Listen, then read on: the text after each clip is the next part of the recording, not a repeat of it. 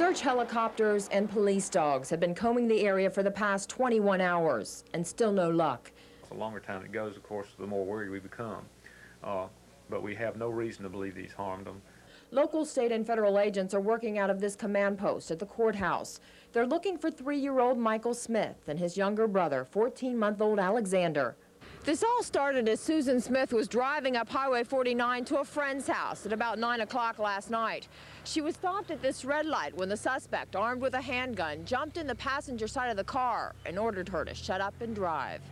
Smith drove east on 49 for 5 miles when the gunman ordered her to get out of the car and said the children were staying with him. She asked to get her children out, and he stated that he didn't have time, but he promised that he would not hurt them. Police hope the suspect was telling the truth. Today, search teams returned to the lake where Smith says she was dropped off. Law enforcement agencies across the nation have been advised of the kidnappings, and even area merchants are trying to help. A composite picture of the suspect is already up in storefront windows. I just think it's horrible. I mean, you know it's just hard on the parents and stuff. I just, I couldn't even imagine even driving down the road and somebody just trying to get in and take her. The kidnappings have shaken the folks of Union. They say things like this just don't happen here. Michael and Alexander are badly missed, and folks say things won't be back to normal until the boys are home. Judy Johnson, News 13, Union.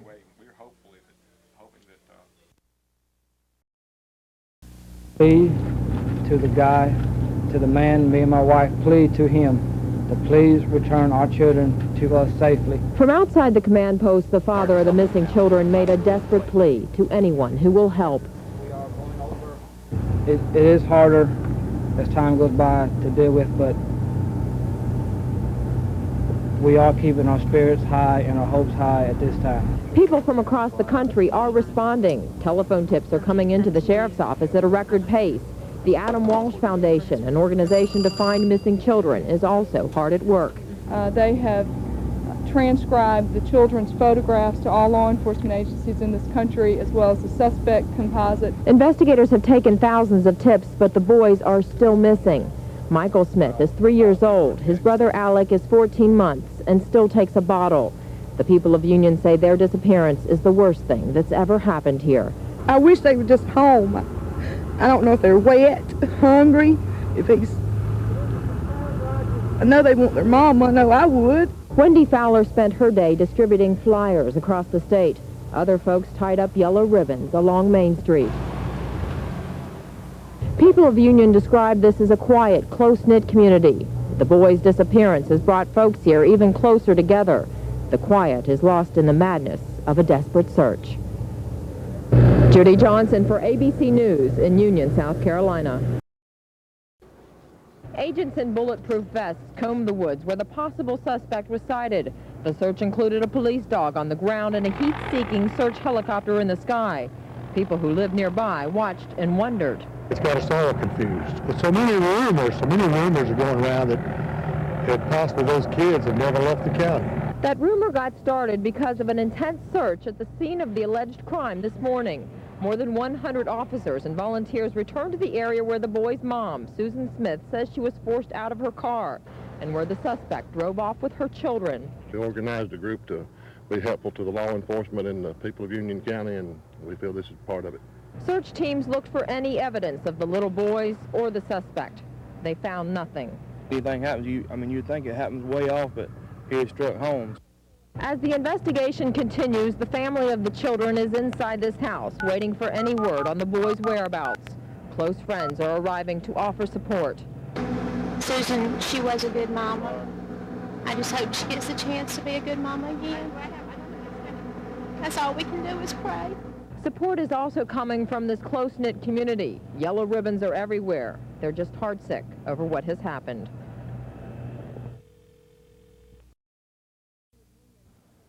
Life in the city of Union hasn't been normal since Tuesday night. The whole community is very tense. 3 days ago, only some people knew of 3-year-old Michael Smith and his 14-month-old brother Alex.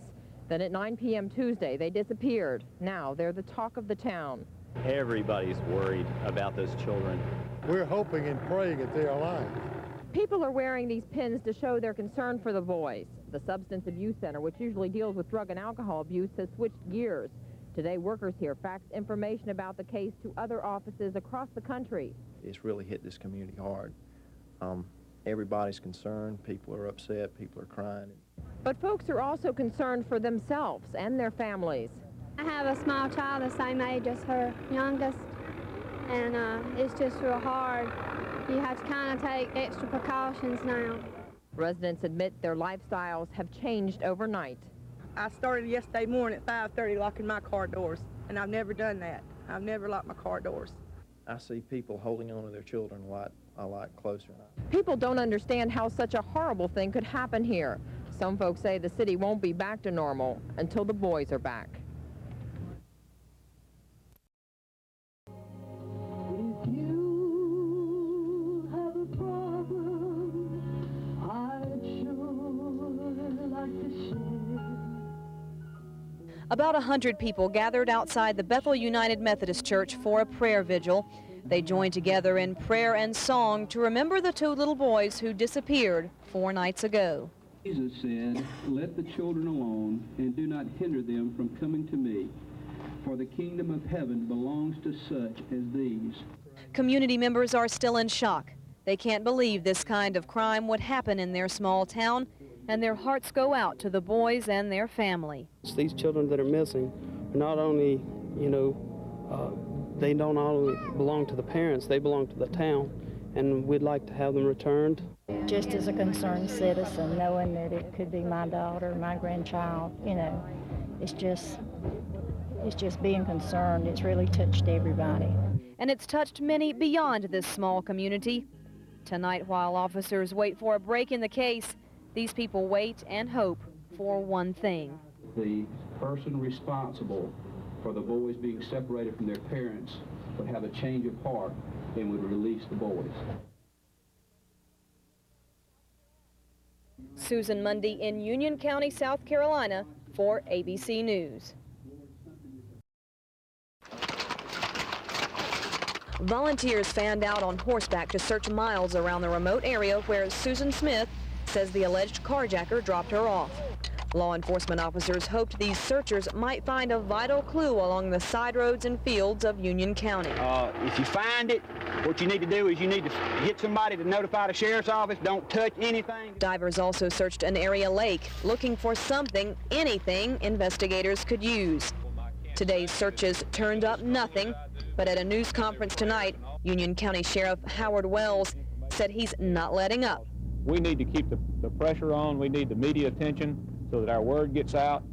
We need pressure all across the United States for this car to turn up in some shopping center because it could be sitting somewhere that we just don't know. And to find out, the sheriff says investigators will do whatever it takes.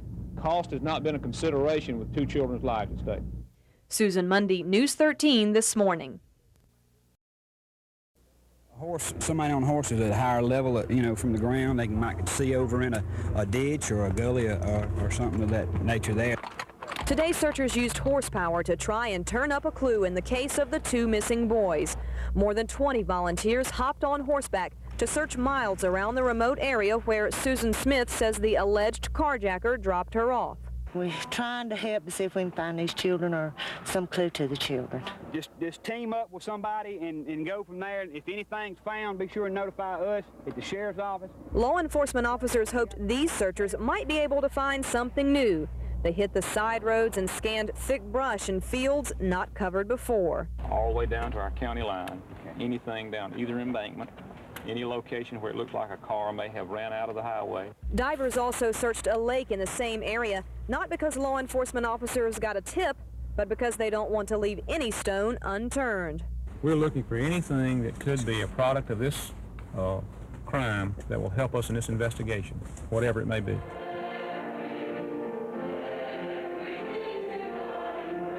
While the search continues, community members wait and hope. The Smith story weighed on churchgoers this morning. The Hebron Baptist Church in Union was one of several taking part in a round-the-clock prayer vigil. Father, we lift up Michael and Alex. Pray, Lord, wherever they be, your hand be upon them. A church member who knows Susan Smith summed up the thoughts in everyone's hearts. These boys have been missing too long, so let's lift up prayer for her and for these boys that they are found safe and sound. Susan Mundy in Union County, South Carolina for ABC News. At a morning news conference, Sheriff Howard Wells said that despite the frustrations of a fruitless search, his investigators still haven't given up hope for Michael and Alex. We continue to have just as much resolve as we've ever had to solve this case, but we want the children back as our first priority. Then we will try to determine who did it. A cousin of the family once more appealed to the alleged carjacker. We can only hope and pray that the man who took our precious babies from us can find it somewhere in his heart to return them safely. Searchers have spent much of the day in and around Highway 49 northeast of Union. That's the route investigators think the carjacker may have taken as he fled. They've been looking at abandoned properties where the missing car could possibly have been hidden, and also diving in area creeks looking for clues. I'm sort of hoping I don't find anything right here. What's that? They basically, if I find them down there, they drowned.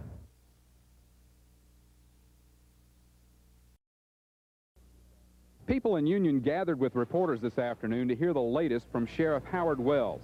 He says his deputies are following some leads today, but he put the ground search on hold while he and state and federal agents regroup. We are all very, very determined that we're going to solve this case.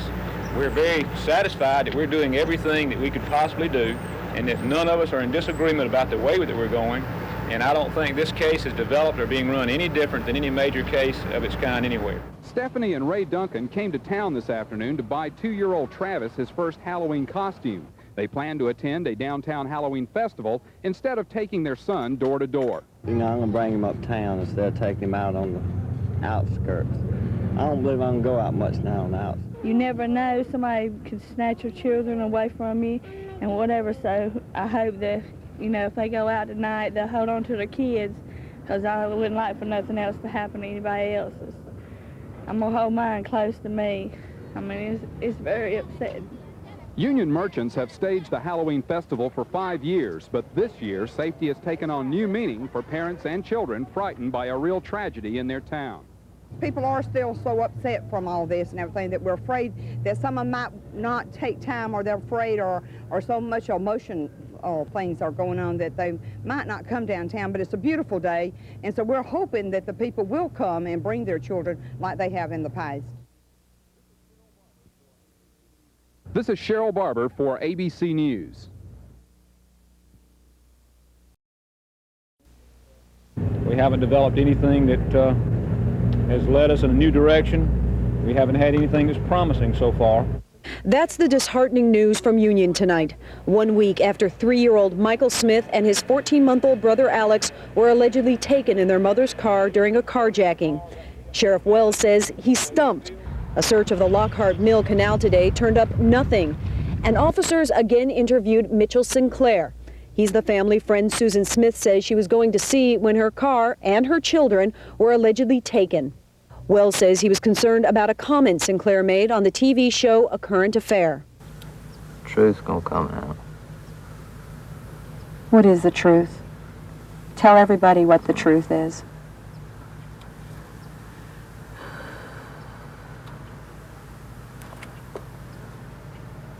Exactly what the sheriff says it is. He thought that I was following the case as a random carjacking from the scene, and that the truth would finally be found out, and that everybody would not be involved or be implicated as a suspect. Sources also dispute reports that the boy's father, David Smith, is a suspect in the case. A friend of the family says allegations like those hurt. They try to avoid listening to a lot of the rumor and innuendo that seems to be coming out in the media. And we pray a lot and we cry a lot. And the praying continued tonight at the Highway 49 intersection where Smith says her boys were taken. At a candlelight vigil, residents asked for the boys' safe return and an end to Union's nightmare. Suzanne Hudson, News 13 this morning.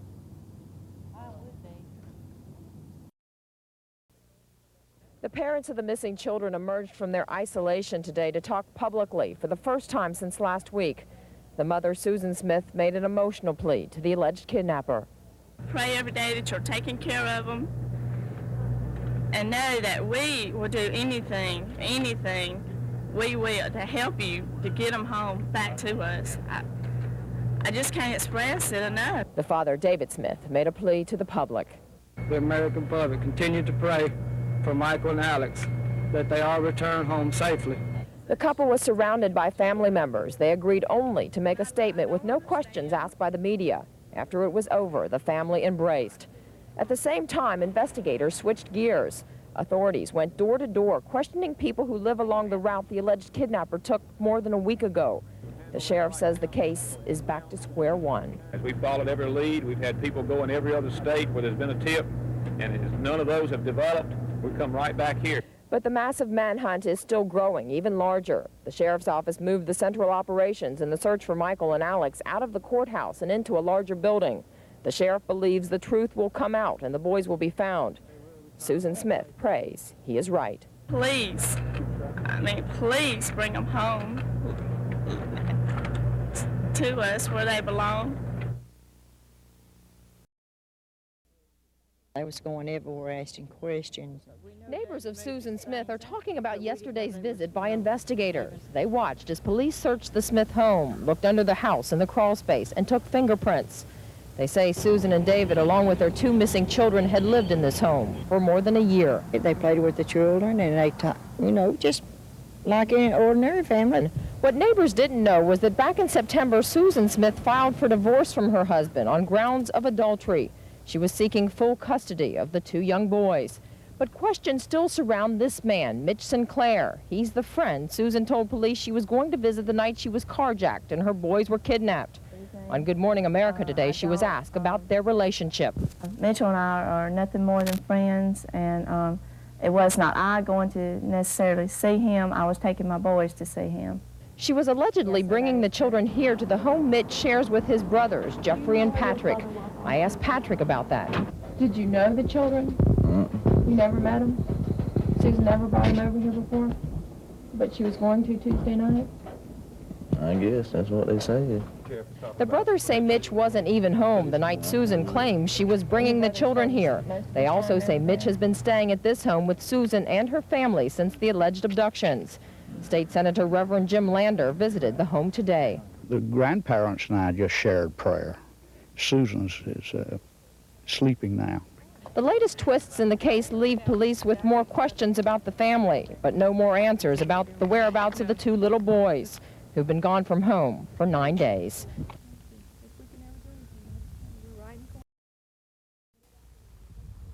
Around mid-afternoon, investigators began cordoning off a portion of Highway 49 near John D. Long Lake, the place where Susan Smith claimed a carjacker forced her out of her car and drove off with her little boys, the place where police say her story of deceit started 10 days ago. A tow truck rolled in. Divers had recovered the missing Mazda protege and the bodies of the two young children. About an hour later, a helicopter brought the sheriff to the home of Susan Smith's family. The sheriff broke the news of her arrest. As late as yesterday morning, Susan Smith was on national TV pleading for her children's return. Meanwhile, outside the courthouse, reporters were breaking the news of the day's events to stations and cities across the nation. Cameras were poised for the big announcement. Just before 7 p.m., the sheriff walked out, and he offered nothing more than this statement. Susan Smith has been arrested and will be charged with 2 counts of murder in connection with the deaths of her children, Michael 3 and Alexander 14 months. The sheriff said Smith is being held at an undisclosed location. He was visibly shaken and refused to answer any questions. As the night wore on, investigators continued to gather evidence at the lake. A few hours later, the sheriff stepped out to say more. I think the press attention to this case was very beneficial, that in the absence of knowing that the car was in Union County, the national attention, the intense pressure, the scrutiny placed on by the media probably had a great deal to do with this case being broken. But sympathy for Susan Smith has now turned into shock for Union County. I want to say to my babies that your mama loves you so much, and your daddy, this whole family's love you so much. And you guys have got to be strong because you are, I just know, I just feel in my heart that you're okay. It was a plea that touched the heart of a nation. A young mother pleading for the safe return of her 2 young children, kidnapped, she said, by a carjacker. One day after Susan Smith made that emotional plea for her children's safety, she confessed to killing them. Police pulled her car out of Lake John D. Long, her 2 young sons still strapped in their car seats. Police had already released part of Smith's handwritten confession. Today, they released it all. In it, Smith says she was despondent because she was in love with a man who didn't love her. I was very emotionally distraught, she wrote. I felt I couldn't be a good mom anymore, but I didn't want my children to grow up without a mom. I felt I had to end our lives to protect us from any grief or harm. I wanted to end my life so bad, and was in that car ready to go down that ramp into the water. And I did go part way, but I stopped. I went again and stopped. I then got out of the car and stood by the car a nervous wreck. I dropped to the lowest point when I allowed my children to go down that ramp into the water without me. I took off running and screaming, oh God, no, what have I done? Why did you let this happen? I wanted to turn around so bad and go back, but I knew it was too late. Smith also apologizes to her 2 young sons, saying she's praying for their forgiveness.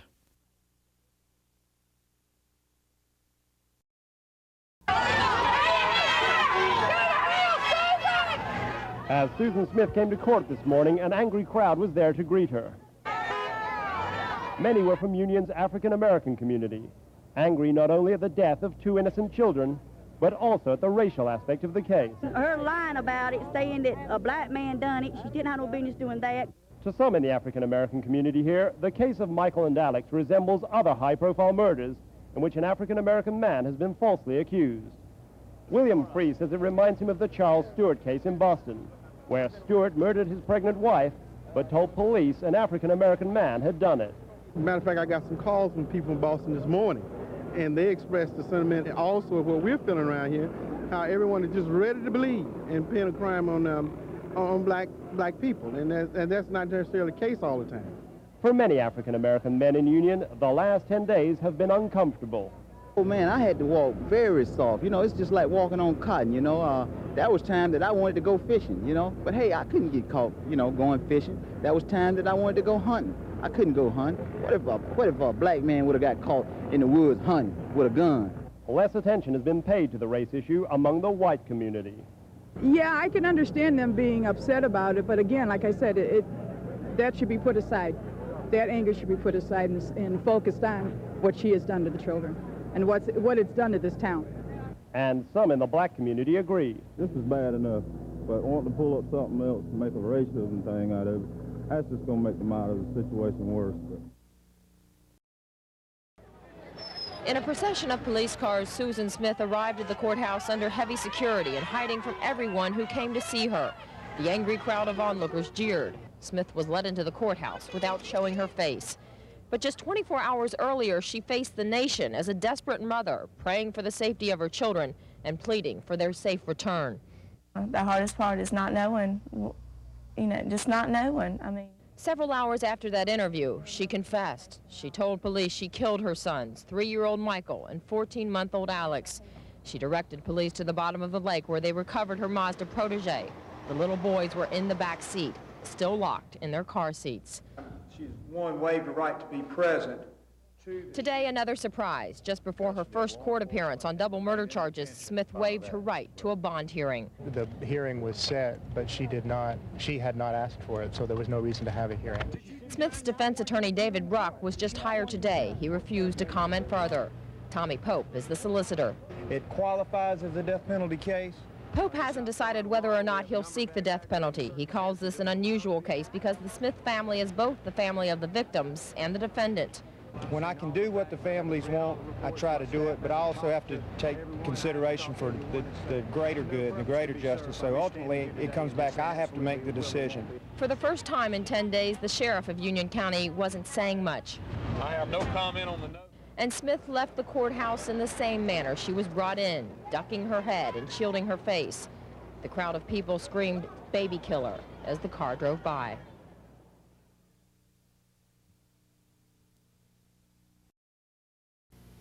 Just bear with me, okay? Because it's going to be a very emotional time. David Smith is the grandfather of Michael and Alex. He said these words of gratitude on behalf of his son, David. Your cards, your flowers, they overwhelmed us. The well-wishing letters, they have come from, I can't tell you, from around the world. And it's just more than one person can bear. Also speaking publicly today was Scotty Vaughn, the brother of Susan Smith. On behalf of my family, we want to apologize to the black community of Union. He's sorry because his sister falsely named a black man as the person who carjacked her and kidnapped her sons. But police sources now say this drawing of the fake suspect made them suspicious of Smith from the very beginning. When experts removed the stocking cap, they saw the profile of David Smith, Susan Smith's estranged husband, who's now grieving over the loss of his sons. He's broken up. He wants his children back. That can't happen.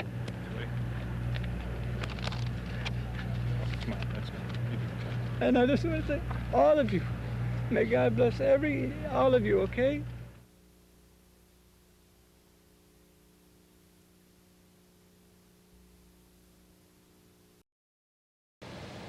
At first glance, you might mistake John Jacobs for a tourist. He's from Anchorage, Alaska. He's taking pictures of the now famous courthouse, the site of so many news conferences. But he and his wife are not sightseeing. Actually seeing the place that we've seen on television and seeing that it really happened just will help us to, to heal. This is how they're dealing with the tragic deaths of Michael and Alex. It's a therapeutic type thing that we would come and we're in mourning ourselves. Hundreds of other people are driving to John D. Long Lake to do the same thing, to try to accept what's so hard to believe. It's just absolutely devastated all of us. It's just been awfully heartbreaking. They're coming from Gastonia, from Greenville. I don't think it'll ever be easy to deal with. You just don't understand why something like this happens. And from other places near and far, they're here to look at the boat ramp where Susan Smith says she got out of her car and left her children inside. And I just really wanted to come and see the place. It's just been on my mind. It stayed on my mind ever since the day the children were reported missing. At the lake, where police say the car floated 100 feet out, flipped over and sank. It's hard, because you can't imagine how somebody could do that. And to look at the letters and poems, stuffed toys and flowers, the show of love for two little boys. I think it has reached people all over the world, and I think everybody will be affected for a long time.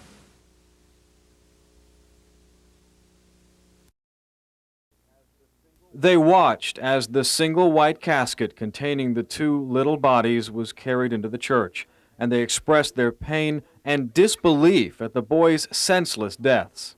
We just can't comprehend something like this happening. Michael and Alex drowned 12 days ago in John D. Long Lake. Their mother Susan has confessed to the murders. Their father David sobbed uncontrollably outside the church.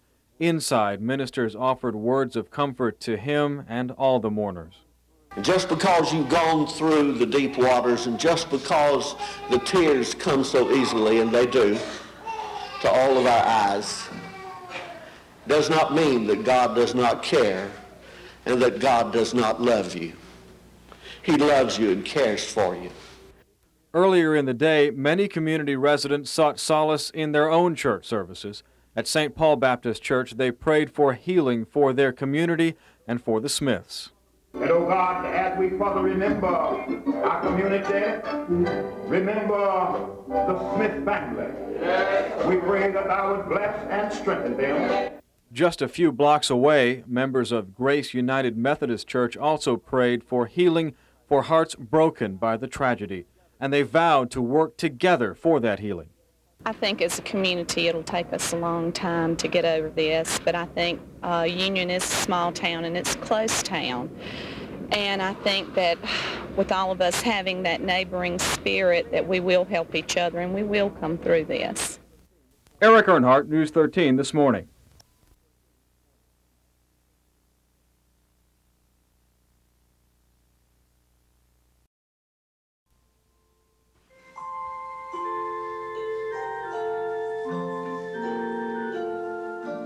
Sharing the same casket, the little bodies of Michael and Alex Smith were carried into the church where they used to attend Sunday school. Hundreds of people who never even knew the boys gathered outside to grieve. I think very fine. We love children, and we just can't comprehend something like this happening.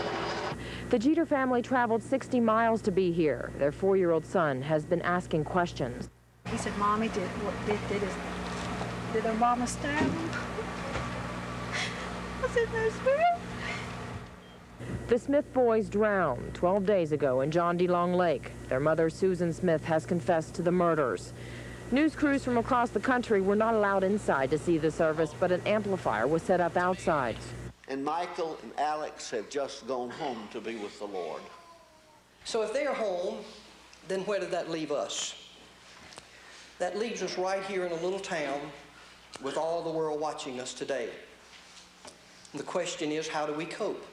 The look on the face of the anguished young father, David Smith, touched everyone. He could hardly walk.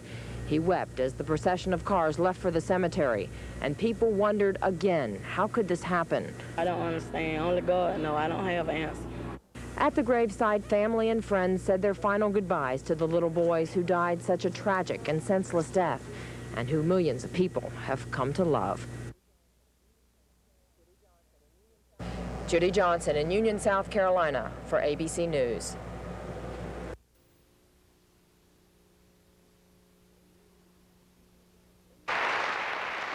In Union today, people dealt with their grief by going on the Phil Donahue Show during a taping of a town hall meeting and by visiting the grave of Michael and Alex. It's covered with hundreds of flower arrangements, toys, and some written messages. I needed the little boys to know that I cared, and I needed to also learn how to accept it. Schmieder is from Michigan. She's visiting family in Charlotte and drove down here today with her 2-year-old son. He said bye-bye, Michael and Alex, in his own way without me even saying anything. While a steady flow of hundreds of people arrived at the cemetery, the attorney for the woman accused of killing her sons made a revealing announcement at the courthouse. David Bruck released part of the confession made by Susan Smith on the day of her arrest. Referring to the night of the murder, Smith said, "I wanted to end my life so bad and was in my car, ready to go down that ramp into the water." She says she stopped. Then she says, "I went again and I stopped." She continues, "I dropped to the lowest when I allowed my children to go down that ramp into the water without me." Finding out why becomes my job, and that's what I am going to do now as best I am able. I'm going to do it in private. Brooke is refusing to answer questions about the case. Meanwhile, area teachers are figuring out how to answer questions from students. Children have a need to talk about the questions that they have, the concerns that they have, and the things that they don't understand.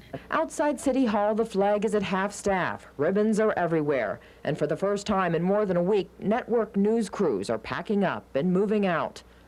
But the national attention focused on this small city is not going away. Today, movie producers were spotted scurrying around town trying to secure the rights to the Michael and Alex story. Judy Johnson, News 13, Union. People of all ages and races gathered to pay their final respects to Michael and Alex and their family.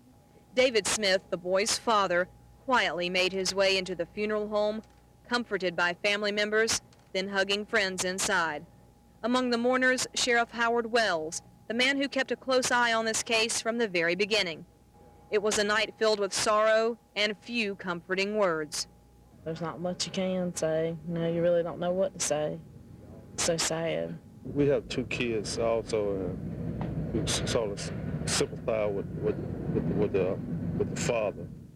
The outpouring of grief wasn't confined to those from Union. Flowers poured in from across the world. Beyond the grief, the question on everyone's mind tonight seemed to be why. Investigators have told the Associated Press that Susan Smith said she let her sons drown after a boyfriend said he was ending their relationship, partly because he did not want to take on the responsibilities of being a father. One law enforcement source said Smith's world was crashing in around her. But today in Union, the focus was not on Susan. Thoughts were of Michael and Alex. They are with God today, and they're laughing and playing. Throughout the day, a steady stream of mourners made their way to John D. Long Lake, the lake where Smith's car was found Thursday night with the two boys inside, now a quiet memorial to little Michael and Alex. Glenda Greatorex drove an hour here so her young daughter could leave a reminder of the boys. Well, it's been on my daughter's mind ever since it happened, and the main reason we came was for her to come in here and try to get the memories out of her mind.